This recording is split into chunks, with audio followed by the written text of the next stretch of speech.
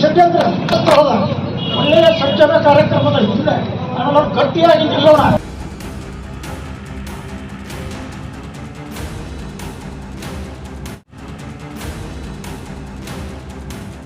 ಗೌರ್ಮೆಂಟ್ದಿಂದ ಸಿಗಬೇಕಾದ ಸವಲತ್ತುಗಳು ನಮ್ಮ ಹೆಣ್ಮಕ್ಳಿಗೆ ಸಿಗೋದಿಲ್ಲ, ಆದ್ರೆ ಧರ್ಮಸ್ಥಳದಿಂದ ಸಿಗುವಂತ ಸವಲತ್ತುಗಳು ಬಹಳ ಸಿಕ್ಕಿದವು.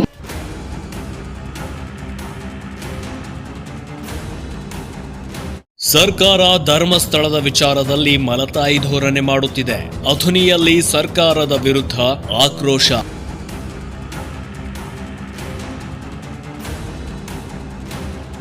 ದಕ್ಷಿಣ ಕಾಶಿ ಎಂದೇ ನಾಮಾಂಕಿತವಾದ ಪವಿತ್ರ ಧಾರ್ಮಿಕ ಕ್ಷೇತ್ರ ಧರ್ಮಸ್ಥಳ ಮತ್ತು ಧರ್ಮಸ್ಥಳದ ಧರ್ಮಾಧಿಕಾರಿ ವೀರೇಂದ್ರ ಹೆಗಡೆಯವರ ಹೆಸರಿಗೆ ಕಳಂಕ ತರುವಂತಹ ಕೆಲಸ ಮಾಡುವವರ ವಿರುದ್ಧ ಸರ್ಕಾರ ತಕ್ಷಣ ಕ್ರಮ ಕೈಗೊಳ್ಳಬೇಕು. ಇಲ್ಲವಾದರೆ ಮುಂದಿನ ದಿನಮಾನಗಳಲ್ಲಿ ಉಗ್ರ ಹೋರಾಟದ ಎಚ್ಚರಿಕೆ ನೀಡಿದ ಕಾಂಗ್ರೆಸ್ ಯುವ ನಾಯಕ ಚಿದಾನಂದ್ ಸವದಿ ಹಾಗೂ ರಾಜುಗೌಡ ನಾಡಗೌಡ್, ಅಮರ ದುರ್ಗಣ್ಣವರ್, ಅರುಣ್ ಯಲಗುದ್ರಿ ಆಕ್ರೋಶ ವ್ಯಕ್ತಪಡಿಸಿದರು. ಬೆಳಗಾವಿ ಜಿಲ್ಲೆಯ ಅಥಣಿ ಮಿನಿ ವಿಧಾನಸೌಧ ಆವರಣದಲ್ಲಿ ತಹಶೀಲ್ದಾರ್ ಮೂಲಕ ಸರ್ಕಾರಕ್ಕೆ ಮನವಿ ಸಲ್ಲಿಸಿ ಮಾತನಾಡಿದ ಅವರು, ಪವಿತ್ರ ಧಾರ್ಮಿಕ ಕ್ಷೇತ್ರಗಳಲ್ಲಿ ಶ್ರೀ ಕ್ಷೇತ್ರ ಧರ್ಮಸ್ಥಳವು ಸುಮಾರು 800 ವರ್ಷಗಳ ಇತಿಹಾಸವನ್ನು ಹೊಂದಿರುವ ಈ ಕ್ಷೇತ್ರ ದಕ್ಷಿಣ ಕಾಶಿ ಎಂದೇ ನಾಮಾಂಕಿತವಾಗಿದೆ. ರಾಜ್ಯದಲ್ಲಷ್ಟೇ ಅಲ್ಲದೆ ತಮಿಳುನಾಡು, ಕೇರಳ, ಆಂಧ್ರಪ್ರದೇಶ ಹೀಗೆ ದೇಶದ ಬೇರೆ ಬೇರೆ ಕಡೆಗಳಿಂದ ನಿತ್ಯ ಶ್ರೀ ಮಂಜುನಾಥ ಸ್ವಾಮಿಯ ದರ್ಶನ ಪಡೆಯಲು ಪ್ರತಿದಿನ ಸುಮಾರು 1 ಲಕ್ಷ ಮಂದಿ ಭಕ್ತರು ಇಲ್ಲಿಗೆ ಆಗಮಿಸುತ್ತಾರೆ.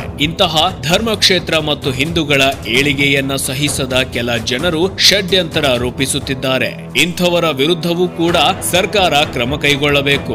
ಒಂದು ವೇಳೆ ಸರ್ಕಾರ ವಿಳಂಬ ಧೋರಣೆ ತೋರಿದರೆ ಮುಂದಿನ ದಿನದೊಳಗೆ ಉಗ್ರ ಹೋರಾಟದ ಎಚ್ಚರಿಕೆ ನೀಡಿದರು. ನಂತರ ಅರವಿಂದ್ ರಾವ್ ದೇಶಪಾಂಡೆ, ಎಸ್.ಕೆ. ಬೊಟಾಳಿ, ಉಮೇಶ್ ರಾವ್ ಬಂಟೋಡ್ಕರ್, ಸಿದ್ಧಾರ್ಥ್ ಶಿಂಗೆ, ಸಂಜು ತಳವಾರ್ಕರ್, ಡಿ.ಡಿ. ಮೇಕನಮರಡಿ, ಗೀತಾ ಮಡ್ಡಿ ಮಾತನಾಡಿ, ಕಳೆದ ಕೆಲವು ವರ್ಷಗಳಿಂದ ಗಿರೀಶ್ ಮಟ್ಟನ್ನವರ್, ಮಹೇಶ್ ಶೆಟ್ಟಿ ತಿಮರೋಡಿ, ಸಮೀರ್ ಎಂಡಿ, ಸಂತೋಷ್ ಶೆಟ್ಟಿ, ಜಯಂತ್ ಟಿ, ಅಜಯ್ ಅಂಚನ್ ಮತ್ತು ಅವನ ಸಹಚರರು ಸೇರಿಕೊಂಡು ಶ್ರೀ ಮಂಜುನಾಥ ಸ್ವಾಮಿ ದೇವಾಲಯ ಹಾಗೂ ಪೂಜನೀಯ ಶ್ರೀ ಡಿ ವೀರೇಂದ್ರ ಹೆಗಡೆ ಮತ್ತು ಅವರ ಕುಟುಂಬಸ್ಥರ ಹೆಸರಿಗೆ ಕಳಂಕ ತರುವಂತಹ ದುಷ್ಟರನ್ನ ಕೂಡಲೇ ಅರೆಸ್ಟ್ ಮಾಡಿ ಅವರ ವಿರುದ್ಧ ಕ್ರಮ ಕೈಗೊಳ್ಳಬೇಕೆಂದು ಸರ್ಕಾರ ವಿರುದ್ಧ ಆಕ್ರೋಶ ವ್ಯಕ್ತಪಡಿಸಿದರು. ನ್ಯೂಸ್ ಬ್ಯೂರೋ, ಉಮೇಶ್ ಕೋಳಿ, UK9 ಚಿಕ್ಕೋಡಿ. ಈ ದೇವಸ್ಥಾನದ ಪೂಜ್ಯರು ನಮ್ಮ ವೀರೇಂದ್ರ ಹೆಗಡೆ ಅವರು ಅಲ್ಲಿ ತೆಂಗಿನಕಾಯಿ ಮಾಡ್ಕೊಂಡು ನಾನು ನೋಡಿದ್ದೀನಿ. ಅಂತ ಒಬ್ಬ ಮಹಾನ್ ವ್ಯಕ್ತಿ ಮೇಲೆ ಇವತ್ತು ಇಲ್ಲ ಸಲ್ಲದ ಆರೋಪಗಳನ್ನು ಮಾಡಿ ಇವತ್ತು ಅವರ ಹೆಸರಿಗೆ ಕಳಂಕ ತರ್ತಕ್ಕಂಥ ಕೆಲಸ ಇವತ್ತು ಏನು ಅವ್ರು ಮಾಡ್ತಾ ಇದ್ದಾರಲ್ಲ, ಬಹುಶಃ ನಾವು ಎಷ್ಟೇ ಹಿಂದಿ ಶಾಪ ಹಾಕಿದ್ರು ಅವ್ರು ಅವರಿಗೆ ತಗೊಳ್ಳಕ್ಕಿಲ್ಲ. ಆದ್ರೆ ನಮ್ಮ ಲೆಕ್ಕದಾಗ ಅವ್ರು ಹೋಗೋದು ಸಹಿತ ಮಂಜುನಾಥ ಸ್ವಾಮಿ ಲೆಕ್ಕದಾಗ ಅವ್ರು ಯಾವತ್ತೂ ಉಳಿಯೋಕೆ ಚಾನ್ಸ್ ಇಲ್ಲ. ಮತ್ತು ಅವ್ರು ಯಾವತ್ತೂ ಕೂಡ ಜೀವನಗಳು ನೆಮ್ಮದಿಲಿ ಇರಕ್ಕೆ ಸಾಧ್ಯ ಇಲ್ಲ ಅನ್ನೋ ಮಾತನ್ನು ಕೂಡ ಸಂದರ್ಭ ಹೇಳಿ ಬಯಸಿ, ಅದಕ್ಕೆ ಸಂದರ್ಭ ಪತ್ರಿಕಾ ಮಾಧ್ಯಮದ ಮುಖಂಡರು ನಮ್ಮ ಎಲ್ಲ ಸ್ನೇಹಿತರ ಮುಖಾಂತರ ಗಣ ಸರ್ಕಾರಕ್ಕೆ ನಾನು ಕೂಡ ಒತ್ತಾಯ ಮಾಡ್ತೀನಿ. ಇದೇನು ಪ್ರಕರಣ ಇವತ್ತಿನ ದಿವಸ ಆರೋಪ ಬಂದಿತ್ತಲ್ಲ, ಈ ಆರೋಪ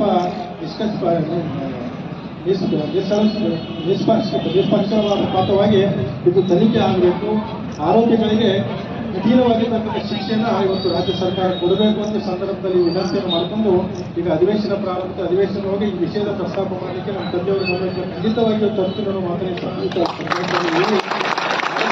ಮೇಲೆ ಅಥವಾ ಜೈನರಲ್ಲಿ ಬಾಕಿ ಯಾವ ಜಾತಿಯಲ್ಲಿ ಹಿಂದೂ ಸಮಾಜ ಇದರ ಶ್ರದ್ಧೆಯ ಮೇಲೆ ಆಘಾತ ಮಾಡಿದರೆ ಈ ದೇಶವನ್ನು ಕೆಳಗೆ ಮಾಡಲಿಕ್ಕೆ ಸಾಧ್ಯ.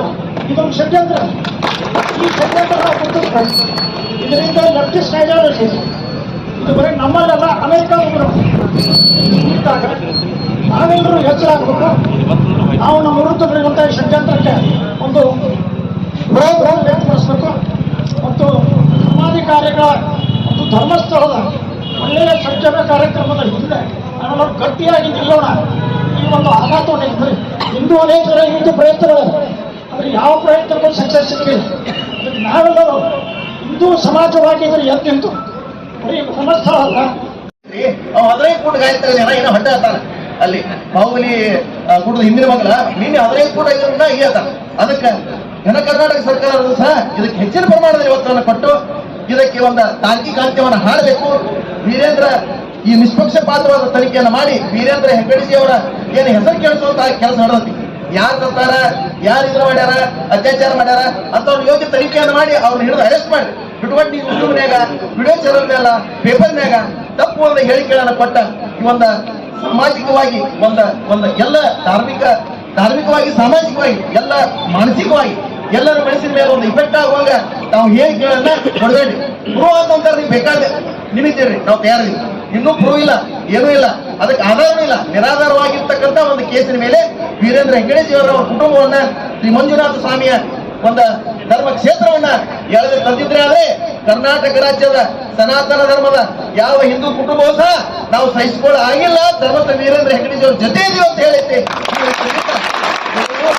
ನಮ್ಮ ಅಥಣಿ ತಾಲೂಕಾ ಜೈನರು ಕೇವಲ 5% ಇಲ್ಲಿ ಬಂದಿದ್ದಾರೆ. ಉಳಿದವರೆಲ್ಲ 95% ಅನ್ಯ ಜಾತಿಯವರು ಬಂದಿದ್ದಾರೆ. ಇದೇ ಅವ್ರಿಗೆ ಮೆಸೇಜ್ ಹೋಗ್ಬೇಕು. ಇದು ಎಲ್ಲ ಅಲ್ಲ, ಇವರು ಪಾವಂದರು ಅಂತ ಹೇಳಿದ್ರೆ ಆಯ್ತು ಸರಿ. ನೋಡಿ, ಇಲ್ಲಿ ನಮ್ಮ ಭಾಗದ ಸಿದ್ದೇಶ್ವರ ಸ್ವಾಮೀಜಿಗಳು ಕೂಡ ಅವರು ದೇವಮಾನವರು ಇದ್ರೆ, ನಡೆದಾಡೋ ದೇವರು ಅಂತಿದ್ದಾರೆ. ಅವರು ತಮ್ಮ ವಾಣಿ ಮುಖಾಂತರನ ಸಮಾಜವನ್ನು ಸುಧಾರಿಸ್ಬೇಕು ಹೋದ್ರು. ನಮ್ಮ ಪೂಜ್ಯರು ಶೈಕ್ಷಣಿಕ ದೃಷ್ಟಿಯಿಂದಲೂ ಅಥವಾ ಹಣಕಾಸಿನ ದೃಷ್ಟಿಯಿಂದಲೂ ಅವರು ಎಲ್ಲ ಕಡೆ ಹೋಗಿ ದೀನ ದಲಿತರ ಬಗ್ಗೆ ಕಾಳಜಿ ವಹಿಸಿ ಅವರು ಬೆಳೆಸೋದು ಮಾಡಿದರು. ಇನ್ನು ನೋಡಿ, ಇನ್ನವರು ನಮ್ಮ ತುಮಕೂರು ಮಠದ ಸಿದ್ಧಗಂಗಾ ಮಠ ಸ್ವಾಮಿಗಳು, ಅವರು ದೇವಮಾನವರು. ಅವ್ರು ನೋಡಿ ಬರೀ ಸರಸ್ವತಿ ಜ್ಞಾನ ಕೊಟ್ಟರು ಎಲ್ಲರಿಗೆ. ಅದ್ರ ಜೊತೆಗೆ ಇನ್ನೂ ಹಲವಾರು ಜನ ಇದ್ದಾರೆ. ಅದಕ್ಕೆ ನಾನು ಅವ್ರಿಗೆ ಒಂದೇ ಹೇಳೋದು, ಇಲ್ಲಿ ಸಮಾಜವನ್ನು ತರ್ತಾರೆ. ನಾಳೆಗೆ ನಿಮಗೆ ಇನ್ನೊಂದು ಪ್ರಶ್ನೆ ಬರ್ಬೋದು, ಜೈನಿಗೆ ಮಾತ್ರ ಬಂದಿಲ್ಲ, ಈ ಲಿಂಗಾಯತ ಸಮಾಜಕ್ಕೂ ಬರ್ಬೋದು. ಯಾಕಂದ್ರೆ ಬಸವಣ್ಣವರು ಅವರು ಲಿಂಗಾಯತರಲ್ಲ, ಅವರು ಒಂದು ಬ್ರಾಹ್ಮಣ ಸಮಾಜದವರು. ಇವಾಗ ಏನು ವಚನ ಹೇಳ್ತಾರಲ್ಲ ಸುಳ್ಳತ್ತೂ ಅವರು ನಿಮಗೆ ನಿಮ್ಮೆಲ್ಲರಿಗೆ ತಪ್ಪ ಹಾಗೆ ಇರಿಸಬಹುದು. ಅದಕ್ಕೆ ನಾವೆಲ್ಲರೂ ಸಮಾಜದವರು ಎಚ್ಚರಗೊಂಡು ಇನ್ಮೇಲೆ ಮುಂದಿನ ಕ್ರಮವನ್ನು ಈಗ ಹೇಳುವುದು ವಿಶೇಷ ಹಿಂದೂ ಧರ್ಮ ತಗೊಳ್ಳೋದ್ರಿಂದ ಅವ್ರಿಗೆ ದುಡ್ಡು ಬರ್ತದೆ ಬೇರೆ ಬೇರೆ ಕಡೆಯಿಂದ. ಅದು ಎಲ್ಲಿಂದ ಅಂತ ಈಗ ಹೇಳೋದು ಬೇಡ. ಹೀಗಾಗಿ ಅವರು ತಮ್ಮ ಹೊಟ್ಟೆ ತುಂಬಿಕೊಳ್ಳಿಕ್ಕೆ ಇಲ್ಲಿ ಭಾರತದಾಗ ಇದು ಮಾಡ್ತಾರೆ. ಬೇರೆ ಬೇರೆ ಬೇರೆ ಬೇರೆ ಮಂದಿ ಮಾಡ್ತಾರೆ. ಸರ್ಕಾರ ಇದಕ್ಕೆ ಕಿವಿ ಜೋತ್ ಬಿಟ್ಟಿದ್ರೆ ತಪ್ಪಿದೆ. ಹೀಗಾಗಿ ಸರ್ಕಾರಕ್ಕೆ ನಾವು ಏನೇ ಹೇಳ್ಬೇಕಂತಂದ್ರೆ ಬರೀ ಕ್ರಮ ತಗೋರಿ ಅಂತ ಅನ್ನೋದು ಬೇಡ. ಮೊದಲೇ ಇನ್ವೆಸ್ಟಿಗೇಷನ್ ಬಂದ್ ಮಾಡಿರಿ, ಎಲ್ಲ SIT ಇದೆ, ಅವ್ನ ಅರೆಸ್ಟ್ ಮಾಡಿ ಒಳಗಿಡ್ರಿ, ಅವನೇ ಕೇಳ್ರಿ ಎಲ್ಲೆಲ್ಲಿ ಹೋಗ್ತಿದ್ಪ ಬಂದು ತೋರ್ಸ ಅಂತೇಳಿ. ನಾವು ದಿನಕ್ಕೆ ಒಂದ್ ಕಡೆ ಹೋಗ್ತೀವಿ, ನಮ್ಮದೇ ಒಂದು 200 ದಾಟಂಗಿಲ್ಲ.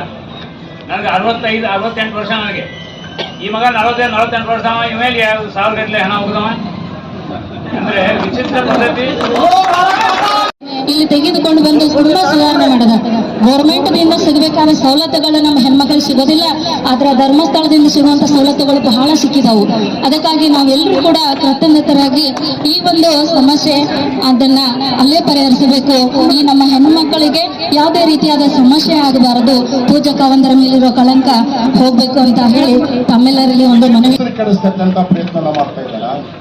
ಅಹಿಂಸಾ ಪರಮೋ ಧರ್ಮ ಅಂತಕ್ಕಂಥ ಸಂದೇಶವನ್ನು ಸಾರಿದಂತ 24 ತೀರ್ಥಂಕರ ಕೆಲಸವನ್ನ ಇಲ್ಲಿ ಈ ಧರ್ಮಸ್ಥಳದ ಹಿರಿಯರು ಮಾಡ್ತಾ ಇದ್ದಾರೆ. ವೀರೇಂದ್ರ ಹೆಗ್ಗಡೆ ಅವರು ಅವ್ರ ಹೆಸರಿಗೆ ಮಸಿ ಬಳಸ್ತಕ್ಕಂಥ ಕೆಲಸವನ್ನ ಮಾಡ್ತಾ ಇದ್ದಾರೆ. ವೀರೇಂದ್ರ ಹೆಗ್ಗಡೆ ಅವರು ಅವರೇನು ಸಾಮಾನ್ಯರಲ್ಲ, ಅವರು ರಾಜ್ಯಸಭೆ ಸದಸ್ಯರಾದ. ಆದರೂ ಕೂಡ ಸಂವಿಧಾನಕ್ಕೆ ಮತ್ತು ಸರ್ಕಾರಕ್ಕೆ ಗೌರವ ಕೊಟ್ಟು ತಾವೇನು ತನಿಖೆ ಮಾಡ್ತೇವೆ ಮಾಡ್ರಿ ಅಂತ ಹೇಳಿದ ಕೂಡ ಮತ್ತು ತಿರುಗಿ ಈ ಸಮಾಜದಲ್ಲಿ ಒಂದು ವಿಷಬೀಜ ಬಿತ್ತಕ್ಕಂಥ ಕೆಲಸವನ್ನ ಮಾಡ್ತಾ ಇದ್ದಾರೆ. ಮಾನ್ಯ ಶನಿವಾರದಲ್ಲಿ ಜೈನ ಬಾಂಧವರು ಅತ್ಯಂತ ದೊಡ್ಡ ಪ್ರಮಾಣದಲ್ಲಿ ಒಂದು ಹೋರಾಟನ ಮಾಡಿದ್ದಾರೆ. ಮಿನಿಸ್ಟ್ರಿಗೆ ಇರ್ಲಿಕ್ಕಿಲ್ಲ, ಅಷ್ಟು ಸೆಕ್ಯೂರಿಟಿ ಅವ್ನು ಹಿಂದೇನೋ ಮುಂದೇನೋ ಅವ್ನು ಎಲ್ಲಿ ಬಟ್ ಮಾಡ್ತಾರಲ್ಲ ಅಲ್ಲಿ ಹಡ್ಲಕ್ಕೆ ಚಾಲೂನೇ ಇಲ್ವ. ಇದು ಏನು ನಮ್ಗೆ ಯಾಕೋ ಸರಿ ಅನ್ಸೋಲ್ದು. ಇದು ಲಾಸ್ಟ್ ಏನೋ ಅಂತ ಹೇಳ್ಯಾರ. ಈಗ 13ನೇದು ಒಂದು ಮಧ್ಯೆ ಏನೋ ಅದರಂತ ಅದಕ್ಕೆ ಯಾಕೊಂದು ಮುಗಿಸಿ ಮುಂದಿನ ಕ್ರಮ ಅವ್ರ ಮೇಲೆ ತಗೋಬೇಕಂತ ಹೇಳಿ ಇವತ್ತಿನ ಸಂದರ್ಭದಲ್ಲಿ ಮಾತಾಡ್ಲಿಕ್ಕೆ ಕೊಟ್ಟಂತ ಎಲ್ಲ ಸ್ವಸ್ಥ ಪ್ರಜಾಪ್ರಭುತ್ವಕ್ಕಾಗಿ ನಮ್ಮ ಧ್ವನಿ.